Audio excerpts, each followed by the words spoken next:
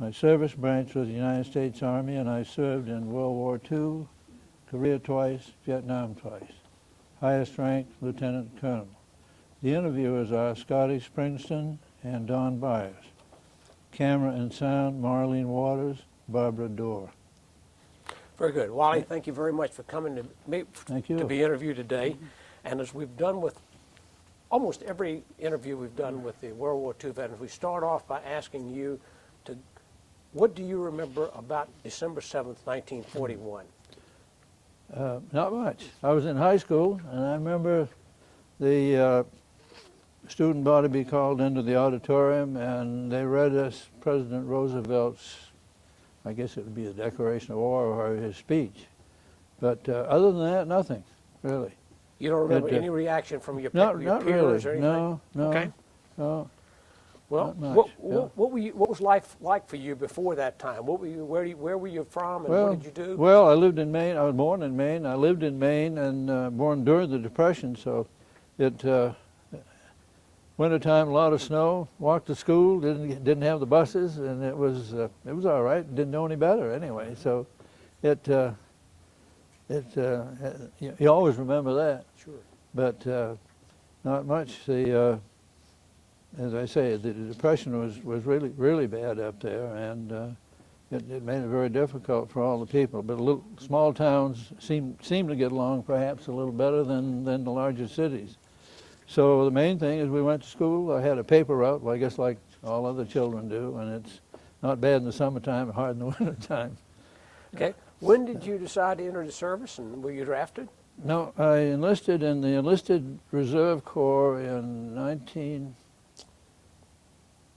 let's see, I forget the date exactly. I went in and served in 1942. And they called me, and in 43 I was called up when I turned 18. And from there I went to the Army. I was in the Army Specialized Training Program, which was comprised of people who had, when they'd taken their examinations and all their tests, had scored in the higher percentiles, and we were sent to Fort Benning to go to basic training and then advanced individual training and then on to college. And I was going to be an engineer. Don't know why, but didn't care about it either. But I was selected to go after graduation. But the division which I eventually went to was cadred out because they were getting ready for D-Day in Europe. So us young kids all got out of basic training and advanced training at 18 years old. We went to the 94th Infantry Division in Mississippi, and which had been pretty decimated. We about a third of our non-commissioned officers were gone, and of course a lot of the other people had been moved out. I believe they went to the 8th Division, but I'm not certain of that. So they had been sent to the war zone ahead of the time. And we stayed there, and we trained, and we went on what's commonly known back there as Tennessee maneuvers, which is the northern part of Mississippi on the Tennessee border. And we went through the normal division of maneuvers and went back to Camp McCain, Mississippi, which was in the central part of the state, and we got orders to go to Europe. And from there we went on a troop train about halfway to the West Coast and turned around and went to the East Coast. I guess they had some diversion for some reason, and we moved the whole division to New York, to Camp Shanks, I believe it was, which is outside of New York City. And we went to Europe on the Queen Elizabeth, the original one, yeah. How long did it take you to get there? About 6 days. It was fast. And how many people were on that ship? About 18,000. 18,000. Yeah. Quadruple bunk, slept on decks. Interesting, we when we left New York, we had some escorts, Canadian corvettes, I think, a little small mini destroyer type. We went directly south toward Bermuda, and it got warmer and warmer, and everybody was dying, you know. And then we turned east, and they couldn't keep up with us, and so we just landed, and we went unescorted to Europe. And about every hour we'd zigzag, you know, and people fall out of their bunks and what have you. But about 5.5 to 6 days we landed in either the Firth of Forth or the Firth of Clyde. I don't know which one. And what time of year was this? In 40, for early 44. Well, before D-Day, yeah. We trained there, and we went in after D-Day. Yeah. Okay, so you arrived on a continent probably late June or something? Trying to get some time frame. Yeah. Gosh, I can't remember now. We were, no, before that. Yeah, I think it was before that. But I'm not sure. Okay. Yeah. Oh, Yeah. But we trained 4 or 5 months there. You know, time was just, you know, like one day after the other. You didn't know what was going on. You just go train, and of course we didn't know much about D-Day because it was so quiet. No one was talking about it, and the troop buildup was all over the place, and you couldn't hardly move. The roads were busy with trucks and transport and people and troops moving, you know, and so, and of course we just didn't know. We just went training every day, 7 days a week. Rain terrible, and the thistle up there, you know, and tearing people up. It was just, but you know, that's part of the game, be it in the infantry, you know. Yeah. But so this was all in England, and then after that, Yeah. you went across the channel. Yeah. And where did you land? Can't remember. Can't remember the beach. But it was after they moved off the beach. I can't remember which beach it was. Yeah. So did you just pull up to a dock and offload? No. We went over. I went over on a small fishing boat, English, and probably 60 feet long, something like that. We had maybe a couple of companies on there. And we went out and about 5 or 6 miles offshore. We went down the ladders and got in the boats. They took us into the beach. Yeah. Okay. Well, there were mines, and you know, the beach was littered with you know, trash and vehicles beat up and ships, you know, and they took us all in there. Yeah, we landed there. Yeah. When did you first see combat? About 3 weeks after that.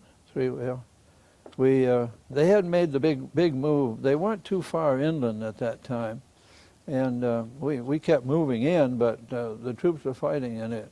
And they weren't getting in too far. And then they made the big breakthrough at St. Lo and La Pierre, I think it was, when they did the carpet bombing. Then we broke through. But that's when General Patton came in and took over. They'd been going too slow, and he wanted to get off the beach, so they did. And then we moved straight down into Brittany. We didn't go out on the Cherbourg Peninsula at all. We moved straight down, and we contained the two areas, Saint Nazaire and Lorient, in the Brittany area, and we stayed there, I guess, a couple of months.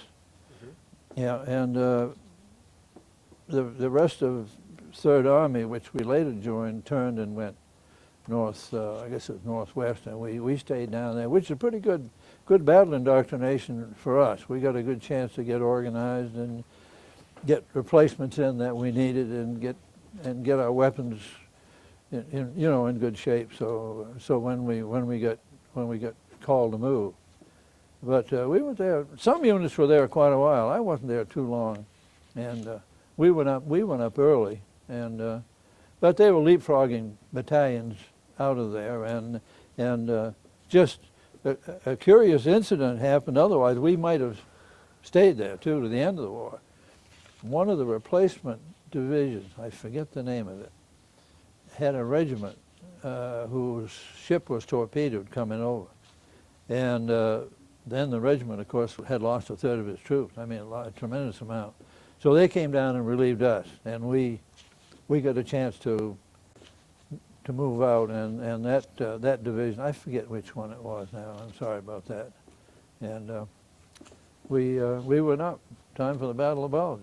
Yeah. Do you remember how, as a young, 18 years old, Yeah. your fears, thoughts about going into combat? Do you remember? Never had anything about any. that? Never had Never had any. Period. Just, if you're in a good unit with your people, you know them, you know, you just, it's not a big worry. I can't, I don't know what's going on today, but my unit, as I told you, we've got still about 2,000 people alive. They're good soldiers. and the bringing up was different back then. Everybody was brought up during the when there was no money, no jobs. So you were used to living in the field, if you will. Really, it's just it's a different life than today. And you're pretty hard, you know. If you're brought up in Maine, everything you did in the wintertime was in tough, cold weather, snow, you know. So hell, it didn't bother you to be out there. So, but young kids are tough. They're tough. These young people I see today are not tough. No. Well, you were there in that terrible winter of 44, 45. Worst, that must have been one of the worst winters in history. One of the worst ones. Tell us about it. It was really, really awful. You put your fingers on metal, you leave skin. It was just really, really horrible. Yeah.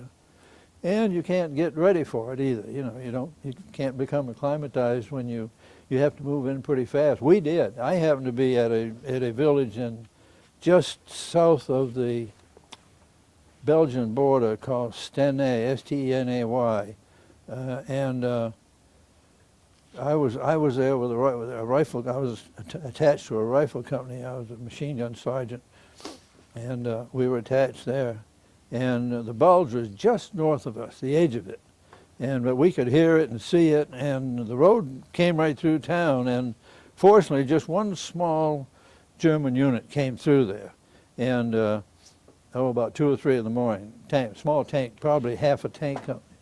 And they just kept going. They went right through town. We didn't bother them, and they got around behind us and left again. So, but it was could have been a big fight there. If they'd known we were there, they'd probably shot the whole town up, really.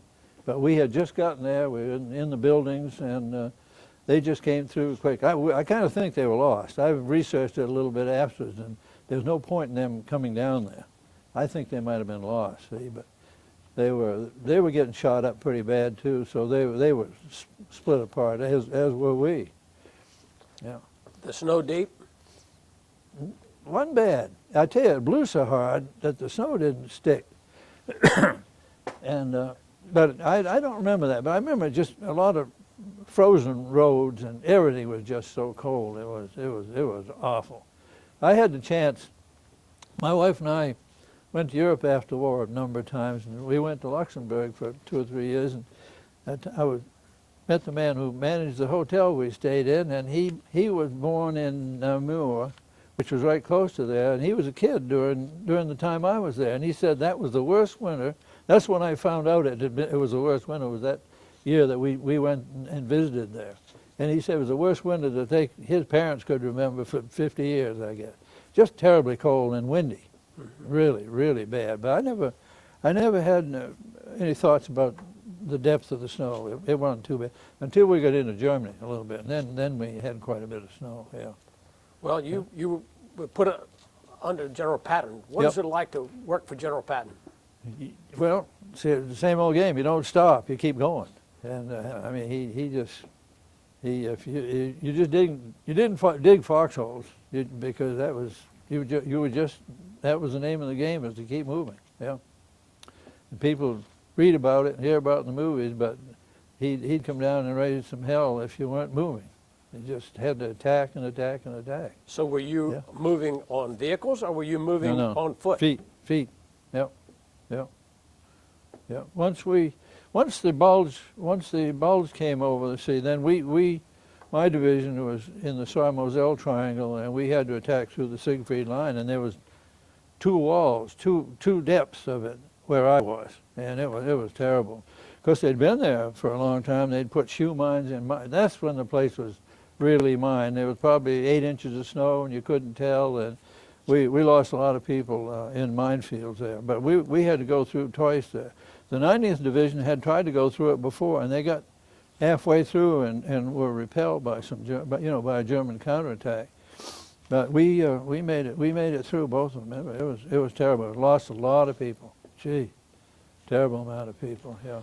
Okay. Yeah. Tell us about the Siegfried Line. Yeah. Well, there was Patton, of course, always talked about a stationary defense as a monument to stupidity, because you could always go around the end of it. See, well, the Siegfried was long, and we had no choice about going through it, and it was really, really tough. We used engineers with charges that they'd put up against pillboxes, and of course you've seen the spike concrete things that keep your tanks out. You had the engineers would have to go out and blow those out, and the infantry, we'd cover them, and then when we'd blow those out, we'd go through and fight. Yeah, it was pretty rough. Yeah, artillery. Of course, the Germans had artillery concentrations all in there, you know. And my division covered. We had about 200% casualties. 200%. Yeah, pretty rough. I'm probably one of 3 people left alive in my platoon, and just a lot of people, a lot of mines laid there. It was hard going, and the Germans are good fighters. Oh, yeah. The divisions there, we fought against the 11th Panzer Division, and it had come back from the Eastern Front from Russia. And it was tough. They were young. They weren't old men like we fought later on in the war. Early, they were young guys, 22, 23. You know, like I was, 19, 20, 20. German outfit. Yeah, It was 11th Panzer Division. Yeah, good outfit, and it had done really well against the Russians too. And they pulled them back and refitted them, and they happened to be right where we were. It was awful, you know, just to run into a really good outfit that was well armed and had well led and with good equipment. Yeah. Now, when we talk about the line, how wide was that? How much depth did that have? Okay. Yeah. Well, we were in 2 lines. It was called a switch position, where they switched from one line on the south to the one line on the north, and in between it was the terrain required them to put 2 lines in. And it was dictated by the terrain. It had been cheaper for them in manpower, of course, and everything else to just have 1 line. But that was the entry point, one of the difficult entry points to get into Germany, because you had 2 rivers. You had the Moselle River, and then you had the Saar River, and it had all the vineyards in there. That's where some of the good German wine is grown, right in that area. And a lot of castles and a lot of roads. I mean, it was just very busy area. And they really built up the defense of that right there, because the line changed from running east, so let's see, south to north to, from the position right where my division was, we sort of went to northwest then. And then the line, and so that position where they made the angle to change, they fortified that in depth with pillboxes and, well, you name it, minefields and everything else. Because that was one of the better positions to cross the river, and of course we had to cross the rivers later. Yeah, awfully hard there. A lot of people lost. Okay. I know that you were in combat for a lot of the last months of World War II, but there were some particularly difficult times when you're trying to cross the Saar. Would you tell us about that? Yeah, we got through the line itself. That had the pillboxes and what have you. They lost a lot of people there. Yeah, before I answer your question, I can cite an incident of. We were at a pillbox where the engineers had blown it, and we were being mortified when the Germans were coming in, and we ran up the hill and we dragging people, and 2 or 3 of my men got hit right there. And the pillbox was about 10 feet deep, and all we did was drag them out and throw them down in there, and nobody down, just to get them from keep getting shot. See? My platoon had got his shoulder all blown up right there, and he became a casualty and came home really. And I remember this one kid got hit in the back, and I swear I could look right through him. It's just one of those things. We just dumped him in the pillbox, and about 2 years after I retired, I got a call from him. No kidding. He was down. He lived in Carolina or something. I don't know how he found me. I would have bet money he was dead. Just what hurt so bad, Ed, he was still alive. Really, he was pretty handicapped, but I wouldn't have bet any money on him. And another replacement that came in right at that time, we were getting them every night, was down in there, and this kid fell on him.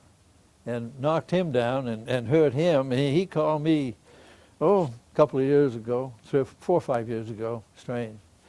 Haven't seen him. We'd get replacements at night. Never see him. Get killed, or get wounded, get pulled back. Yeah. And sometimes during the daytime, he'd be moving out and people shooting all over, and you just young kids that you never seen. Lucky to get out. Yeah. Yeah. Oh, yeah. So how long did it take you to get across the Saar? Oh, about 3 days. I was in the first element that went over. We went over in boats, and of course this was getting on towards spring, and the river was high, and it was flowing about 8 miles an hour, and we had an awful time. And I was in the heavy machine gun section where the old water-cooled machine gun, the ex-old World War I gun, which weighed 92 pounds, and we had an awful time. And then the bank was steep. It was steep, and then there was a railroad line on the bank across there, a railroad track, and it was just 2 tracks. And we finally got up there, and the Germans on what they call Harker Hill, they were way up above us, and they were dropping hand grenades down at everybody. So we couldn't stay there. We stayed there 10, 12 hours, I guess. And I was actually on the right flank of our division, and it was about another mile or so where the 5th Ranger Battalion was down there on our flank.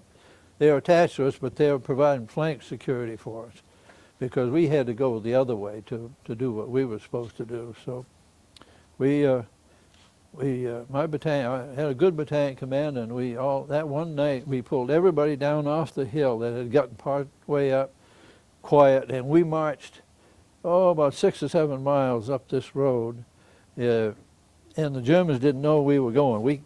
Everybody kept quiet, so you don't bang your weapons or anything, and they never knew we'd gone. So what we did is we outflanked them by going that direction, see. And we captured 700 or 800 of them that was on the hill. You couldn't get down, it was so steep, so there was no path to get down there. And they were there still thinking we were down below them, see. So we were out of there. Yeah.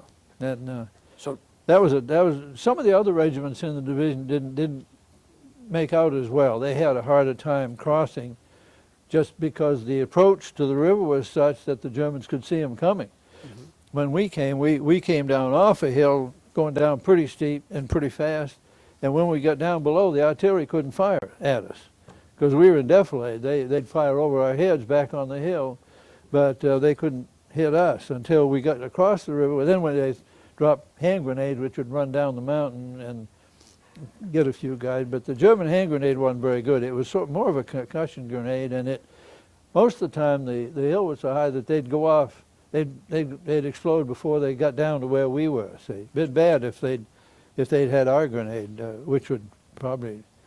So how high is this hill you're talking about? 300 or 400 yards. Pretty much about 70 degrees, something like that. See, pretty steep. Yeah. Yeah, I've given you some information on it in the packets that you have there, which will show the contour lines real close together, so you know how steep it is. Yeah, it was pretty rough. We were lucky to get out of there and get across the river and get out of there. Yeah. So eventually you got into a real bad firefight. Yeah. Well, yeah. We moved from there. We moved. Then we attacked and we went over 3 or 4 hills, and we sort of had the Germans running a little bit. Doesn't seem that way, but in retrospect, it was a little bit, and we'd gotten ourselves organized better, I think. We got some replacements in, which were good, and we did the normal thing the infantry does, and then you get to a little town, and then suddenly they stop and want to fight, and I guess we went 3 or 4 miles, pretty good speed, and. Then we get tired, of course.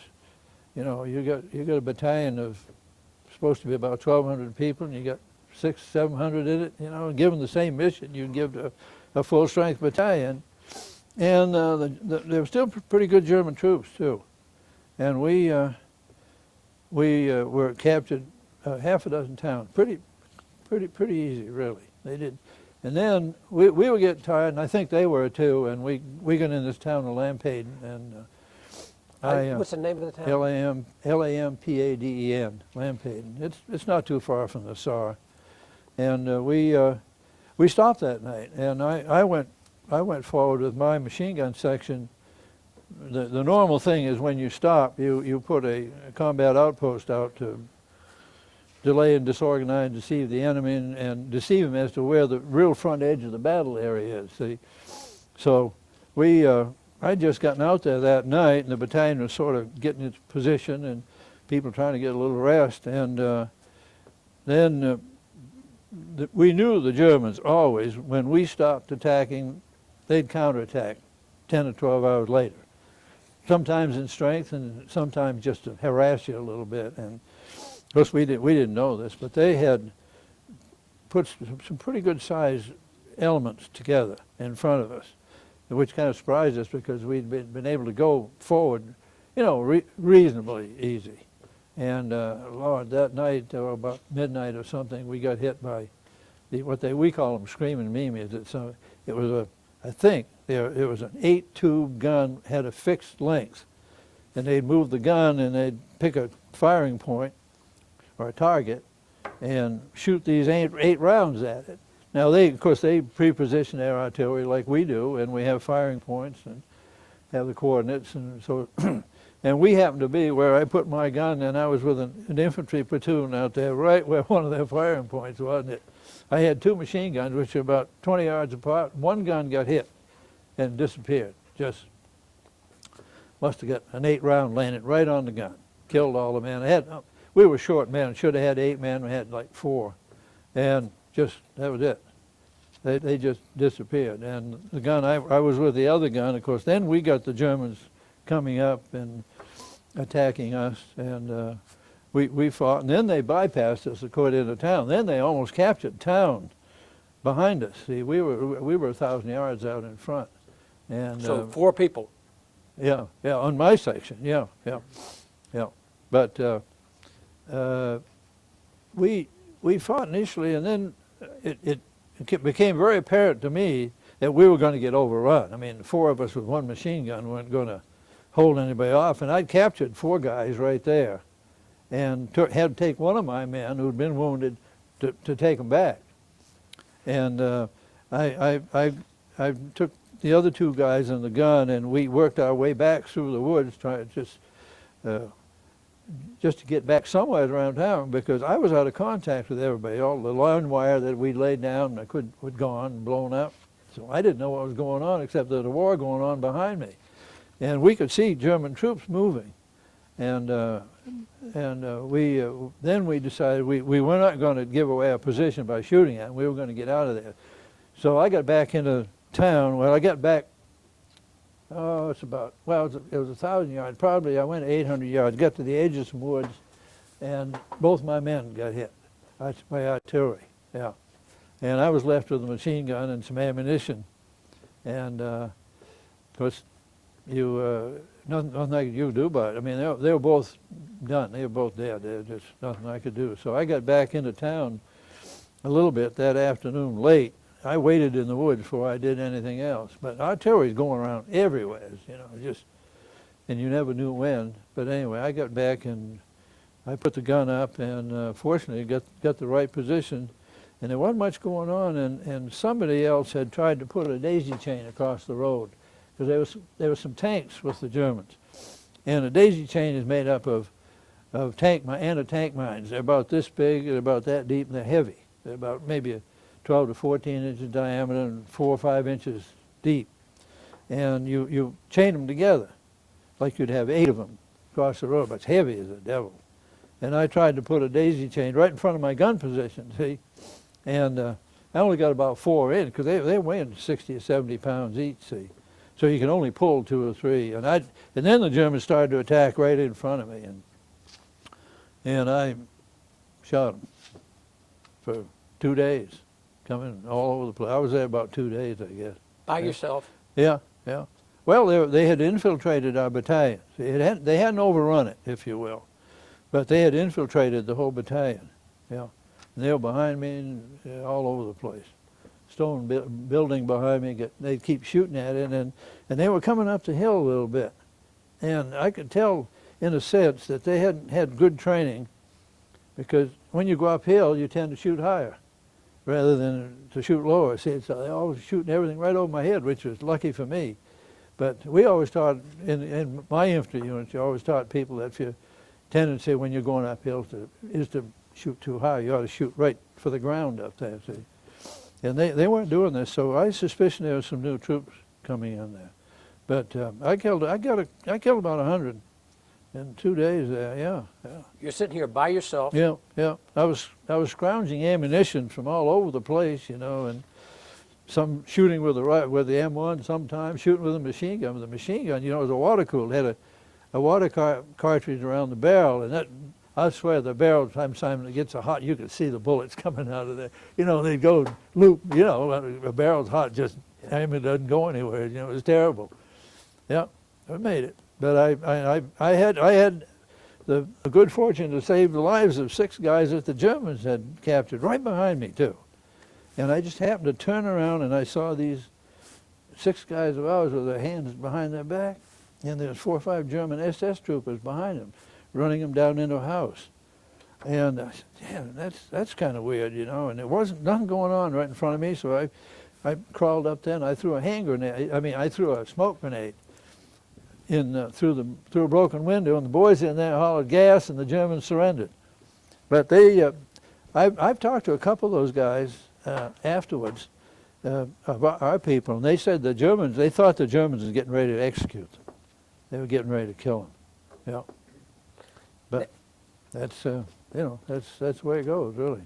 Yeah. You talked about moving these daisy chains right in front of you. Yeah. How did you deploy? How did you use those? Well, you don't use them. You just put them across the road. Say, the tanker, if he drives up at night, he doesn't know they're there. Mm-hmm. And he drives over one, it detonates and blows his tank up. See. Did they detonate? No, never. I never could get it. I could only get about 3, and then the Germans started coming up, and I had to run back to the machine gun. I never got the daisy chain. I got 3 of them along the edge, like here. I never could get the rest, but because they were so heavy, you can't. You know, you couldn't. You could haul about 3. You know. Of course, I was watching all the time to see what was going on, but I never did get it out. But they never sent any big tanks up there too.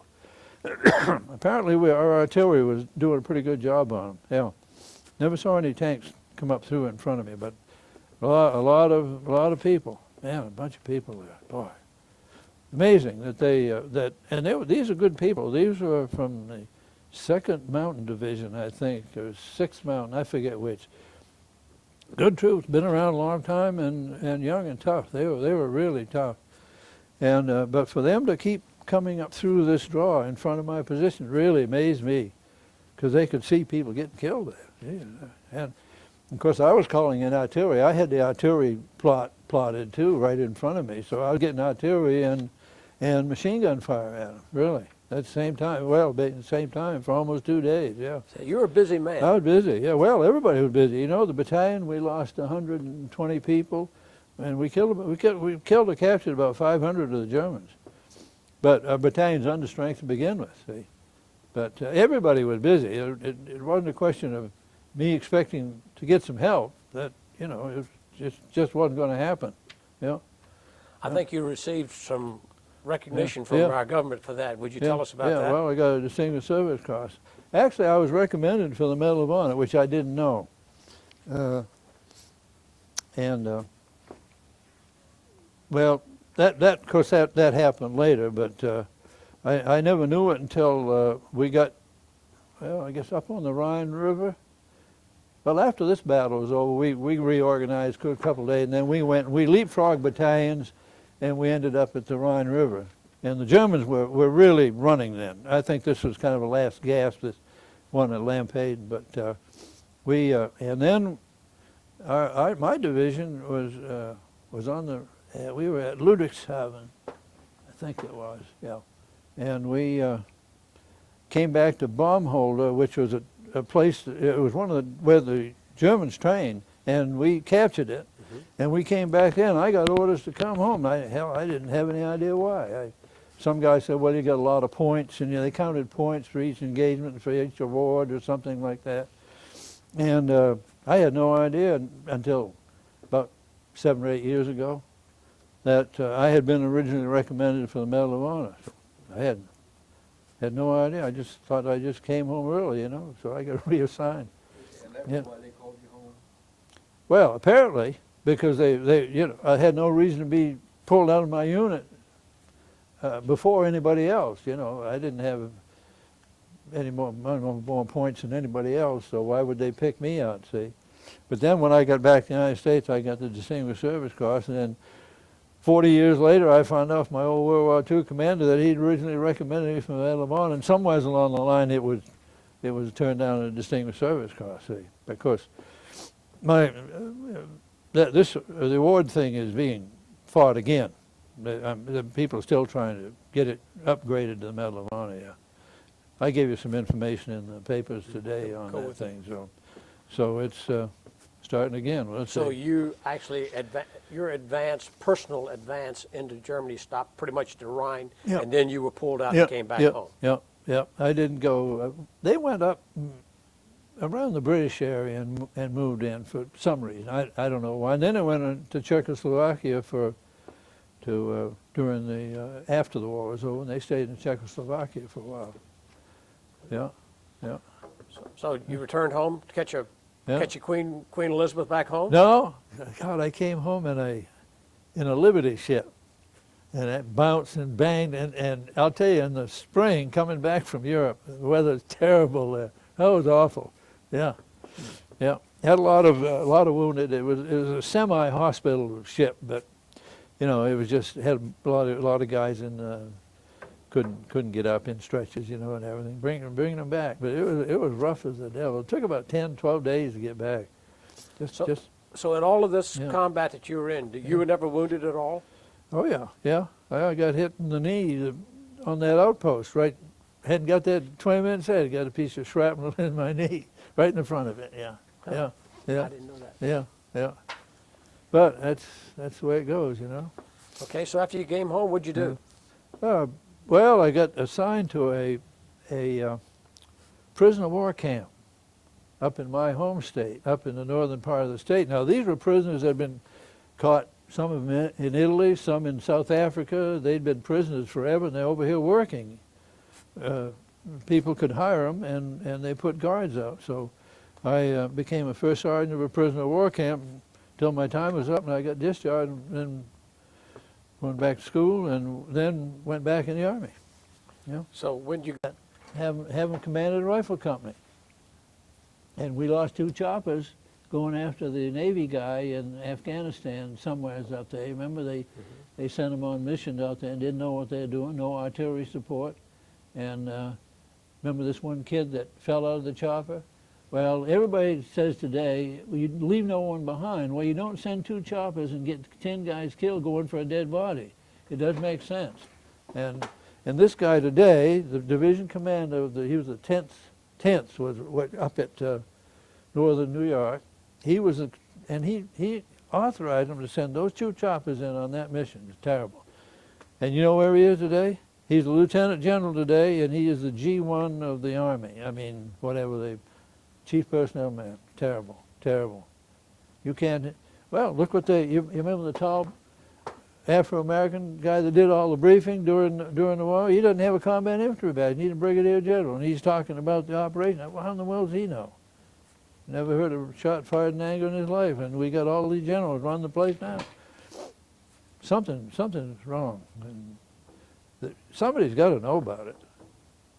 Yeah, but anyway. Don, do you have any more questions? No. Oh, that's fantastic. Oh. Well, we certainly thank you. Okay. We Well, consider you're it a welcome. privilege to be All able right. to talk to you. Well, fun talking to you. And appreciate you coming out and talking to us. Yeah, enjoyed it. Yeah.